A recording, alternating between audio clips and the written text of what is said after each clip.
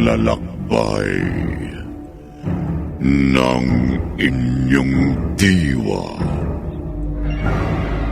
Pagsaksi sa mga pangyayaring hindi mo sukat akalain.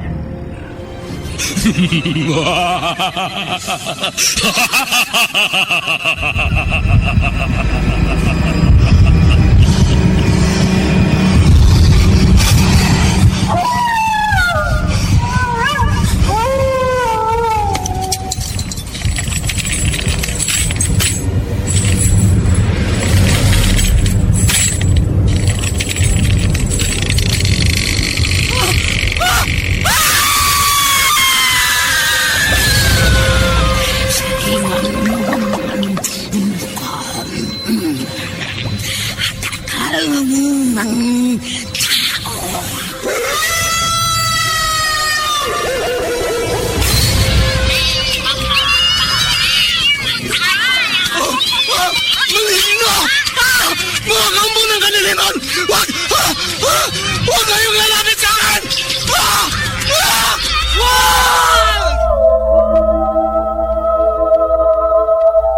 Mga kababalaghang hindi kayang tanggapin ng inyong isipan.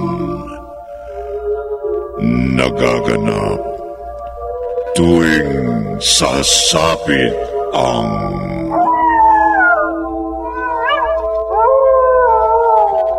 gabi ng lagi.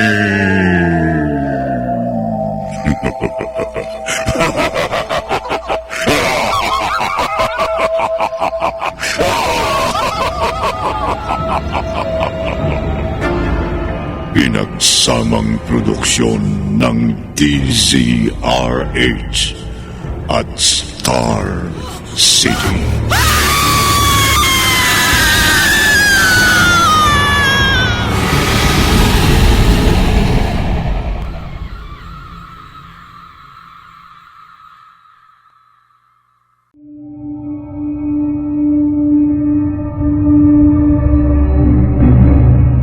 Magandang gabi, kaibigan.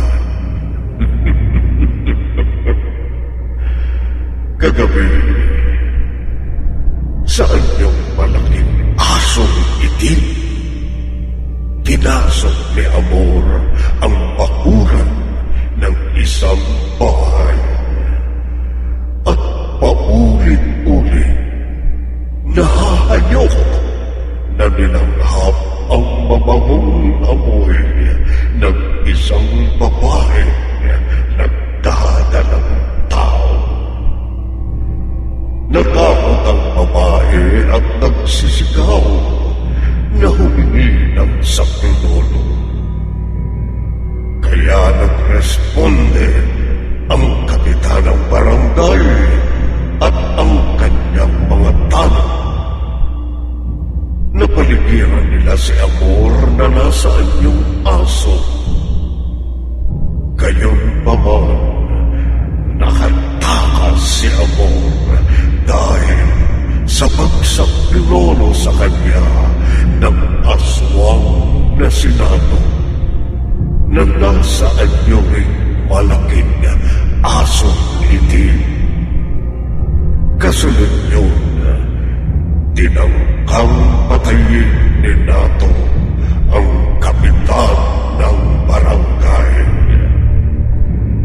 Narito ang ika-apat na bahagi ng ating tampok na kwento sa linggong ito na pinamagatang Enkwentro ng mga kampo ng dilim.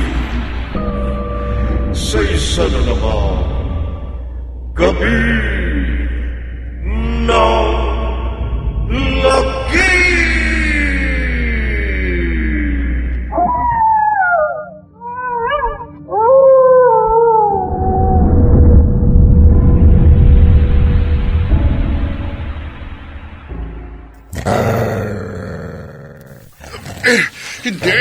Hindi mo maibabaw sa leeg kong yung mga pangil na aswang. Mamamatay ka. Nagsasalita ka, malaking asong itim. Isa kang ang kampo ng dilim. Isa akong kampo ng dilim. Isang aswang na papatay sa'yo. Hindi ako papayag na mapatay mo.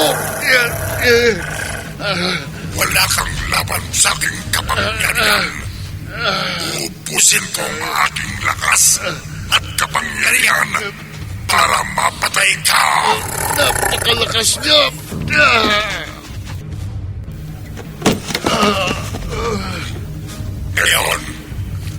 Ngayong nabuwal ka at nakubabawang kita, hindi mo na matatagalang pigilan ang pag-atake ko sa'yo. Masasakmal ko na ang leg mo. Mawawakwa ko na ang dibdib mo. Matutukot at malalamong ko na ang mga lamang loob mo. Naghihina na ako. Nauubusan na ako ng lakas para lumaban sa kampo ng dilim na ito. Para pigilan ang pagsakmal niya sa leeg ko. Mapapatay na niya ako. Wag! Huwag mong papatayin si Kapitan! Bakit akong inatake mo? Magkauri tayo! Kapitan, ngayong nabitawan ka ng aswang, tumakas ka na. Iligtas mo ang buhay mo. Oo, tatakas na ako. Tatakas na.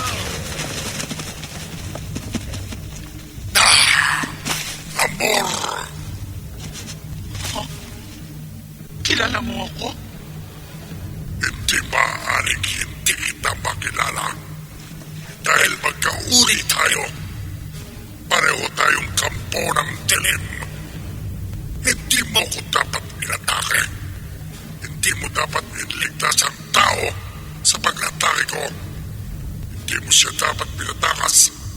Tayo ang magkauri, ang magkapanalig. Hindi tayo dapat maglaban. Hindi ko maaaring payagan na patayin mo ang isang taong walang kalaban-laban sa'yo. Amor, Hindi kita kilala. Hindi kita kauri. Hindi ako kampo ng dilim. Hindi ako aswang. Amor, magbalik ka. Amor, Amor!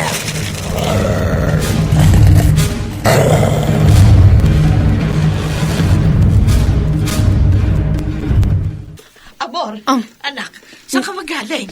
Inay, Ha? Kanina pa ako nag-aalala sa'yo nung magising ako ng 10 oras ng gabi at nalaman ko wala ka dito sa bahay. Saan ka pa nagpunta? Bakit umalis ka nang hindi nagpapaalam? ako po, umalis? Oo, hindi mo alam. Hindi ko po alam, Nay, na umalis ako. Namalayan ko na lang po na nasa labas ako ng bahay. Kaya pumasok agad ako. Lumabas ka ng bahay nang hindi mo alam. Ano ka ba? Naglalakad ka ba habang ikaw ay natutulog?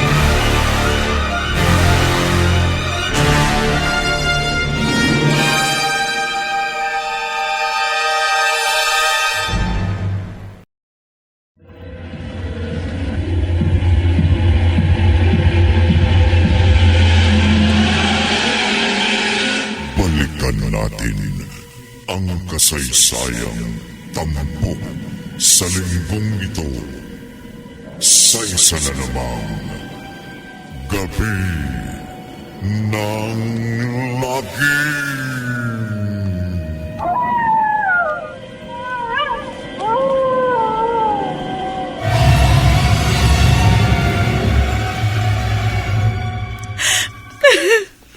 Amor, huwag kang umiyak. Sakali tayo eh. Baka kung anong isipin ng ibang taong makakakita sa atin. Merl, hindi ko malaman ang gagawin ko. Kaya pinuntahan kita ngayon at niyaya rito sa labas ng inyong bahay para magkasarilinan tayo. Para maipaalam ko sa iyong ang hiwaga at nakakatakot na nangyari sa akin. Nagbago ka mong anyo mo kagabi? Oo. Sabi ko nga sa'yo, pagsayad ng mga paa ko sa lupa, nagbago ang anyo ko. Naging isa ako malaking asong itim. Kaya muntik na ako napatay ng mga barangay tanod. Mabuti na lang natakasan ko sila at nakauwi ako sa amin ng ligtas. Ay, tama palang hinala ko. Ang dahilan ng mga kakaibang nangyari sa'yo, ang pagsama ng pakiramdam mo at ang pagiging mabango ng pang-amoy mo sa isang babaeng nagdadalang tao. Naging... Amor, naging isa kang aswang. Merl, nabuti na lang pag-uwi ko nagbalik ako sa dati kong anyo. Pero pati inay ko nagtataka kung bakit pag-uwi ko may putik ang mga paa ko. Amor, Hindi ko alam kung bakit ako naging kampo ng dilim. Merl, tulungan mo ako. Ayoko maging isang aswang. Ayoko. kaibigan kita, Amor. At gusto kitang tulungan. Pero wala ako may tutulong sa'yo kundi ipaalam sa'yo ang buong katotohanan kung bakit ka naging kampo ng dilim. Ano sabi mo? Merl, sabihin mo. Anong nalalaman mo? Anong katotohanan? Bakit ako naging isang aswang? Bakit?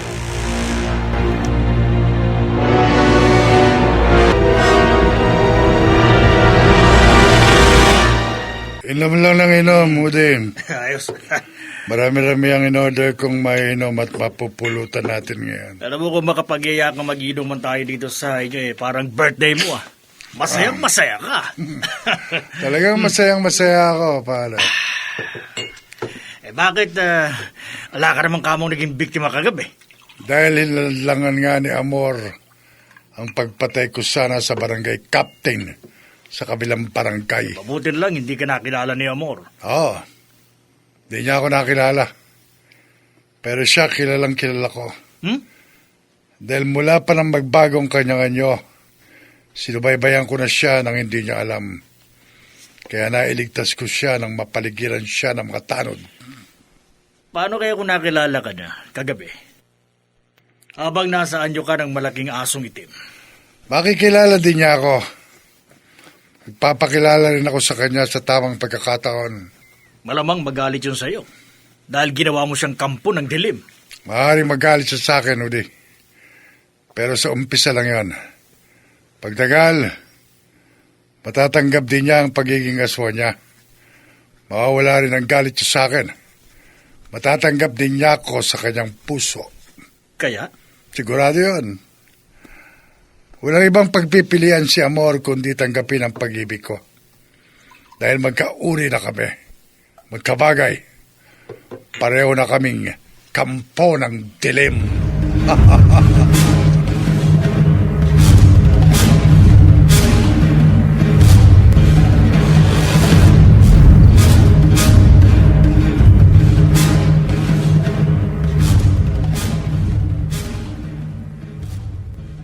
Amor? Alam kong susunod ka sa akin dito sa burol na to. Kaya sinadya akong dumaan kanina sa harap ng bahay niyo at magpakita sa'yo. Sinundan kita. Dahil alam mo namang lagi kitang gustong makasama. At makausap ng sarilindan. Hayop ka! Di ka... Amor, bakit mo ako sinampal? Kulang pa yan. Patayin man kita, kulang pa ang kabayaran sa laki ng kasalanan mo sa akin. Amor, wala akong kasalanan sa'yo. Kasalanan mo? Kagagawan mo kaya ako naging isang kampo ng dilim. Amor. Mapapatay kita, Nato! Mapapatay kita! Mapapatay kita! Hayop ka! Hayop ka!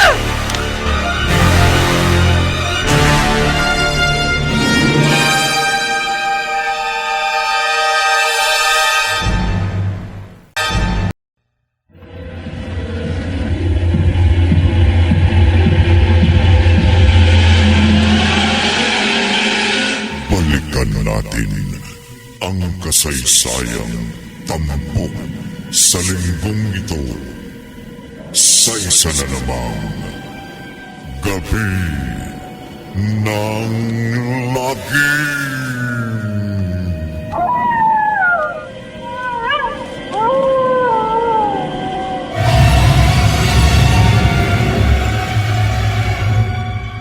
Kapitan Rene, Oh, anong may paglilingkod ko sa iyo, Melly? Merle po ang pangalan ko. Pasensya ka na, ha? Nagkamali ako ng dinig kaninang nagpakilala ka sa akin dahil maraming tao rito sa barangay hall. Kapitan, Oh. naparito ako dahil hindi ko alam ang gagawin ko. Bakit? Ano ba problema mo? Hindi ho ako ang may problema. Ang kaibigan ko, na hindi ko ho alam kung paano ko siya matutulungan. Sige, sabihin mo sa akin. At bilang kapitan ng barangay, gagawin ko ang lahat para makatulong sa kaibigan mo. Ha? Kapitan, Oh. napakabigat ho talaga ng problema ng kaibigan kong si Amor na naging isang aswang. Aswang? Oo, Kapitan. Matutulungan niyo ho bang kaibigan ko? May alam mo ba kayong paraan para mawala ang pagiging kampon ng dilim ni Amor?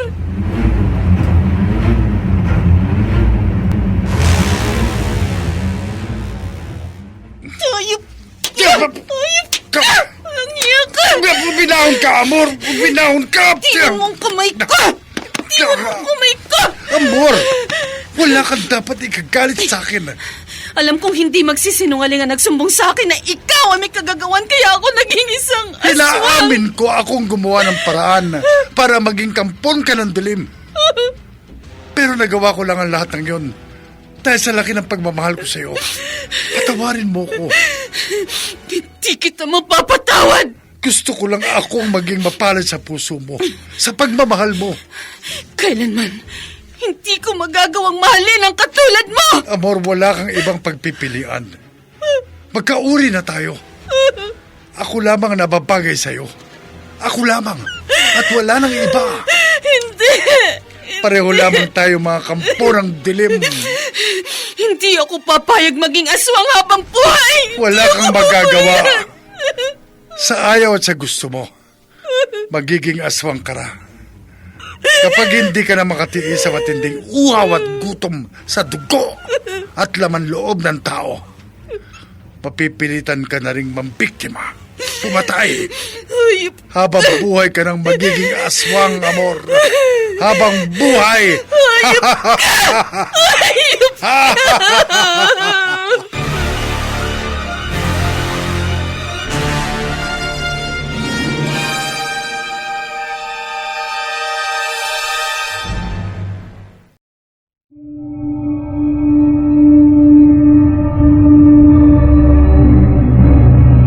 Habang buhay na nga kayang maging aswang si Amor.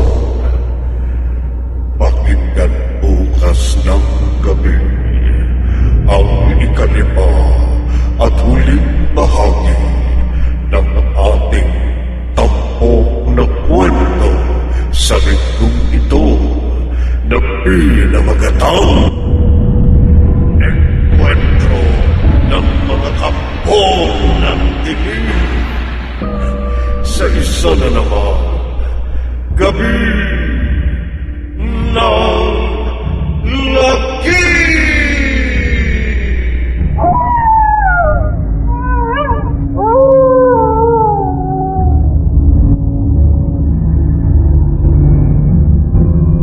Mga nagsiganap Genevieve de la Cruz, Bobby Cruz, Chiquil del Carmen Amor, Phil Cruz, Rosana Villegas, at Maynard Landicho Jr.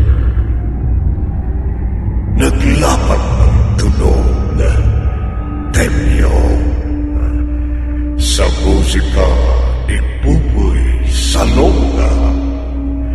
Supervision technical nina Eric Lucero at Bong Boyan. Isinulat ni Orly Aquino at sa direksyon Leonel Benjamin. gabi ng laki